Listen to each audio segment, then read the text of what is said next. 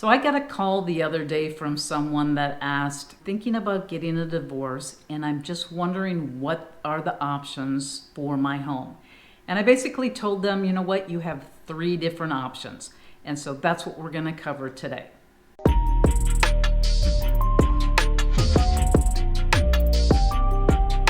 I'm Barbara Woyak, and I'm a certified divorce real estate expert. And I find that many divorcing homeowners have lots of questions, especially about their real estate holdings.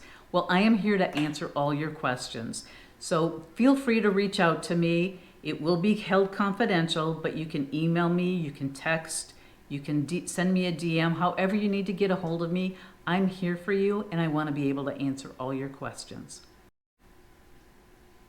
So before we get into your 3 different options, what I just want to do is remind you that every divorce is different. So I often hear from people, well, my sister did this, and this happened with my cousin, and my neighbor did this. But again, every divorce is different. So what happened with them and what happened with their house might be totally different than your situation. So make sure you reach out to a certified divorce real estate expert like myself and get the answers from someone that has the expertise to be able to help you. So when it comes to the family home in a divorce situation, there's really 3 different options that you have. Number 1, you can decide to sell the home.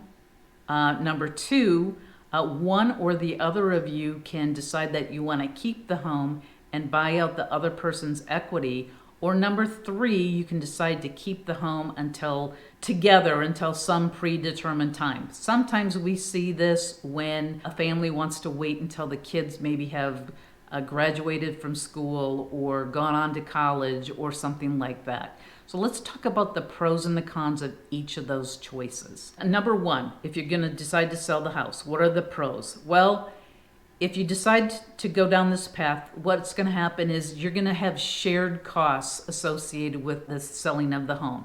So you're going to have your closing costs that are going to be shared, your commission expenses that are going to be shared.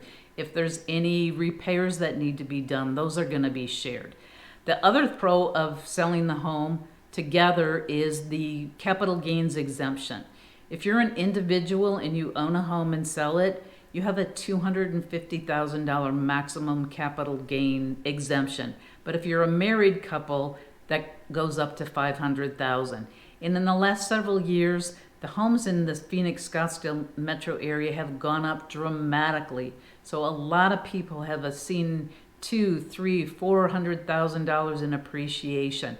So if that's you, what I want to make sure that you do is check with your tax advisor to make sure that you understand what your tax potential liability might be if you do decide that you want to keep the home and then you end up having to sell it at some point in the future. So what are the cons of selling the home? Well, you're both going to have to find a new place to live. And unfortunately, the cost of housing has gone up dramatically in the last couple of years. If you're going to have to rent a place, the rents have gone up. If you're going to have to purchase a place, the housing costs have gone up significantly in the last couple of years. The prices have gone up, rents have gone up, interest rates have gone up. So it is going to cost you a lot more money to move on into something new. All right, let's say that you decide that one of you is going to keep the home. So what are the pros to that one? Well, only one person has to find a place to live. The other pro is if you have children, the children can stay in the home and they can keep their friends, their neighborhood friends. They can probably stay at the same schools and they don't have to find a new school to have to go to.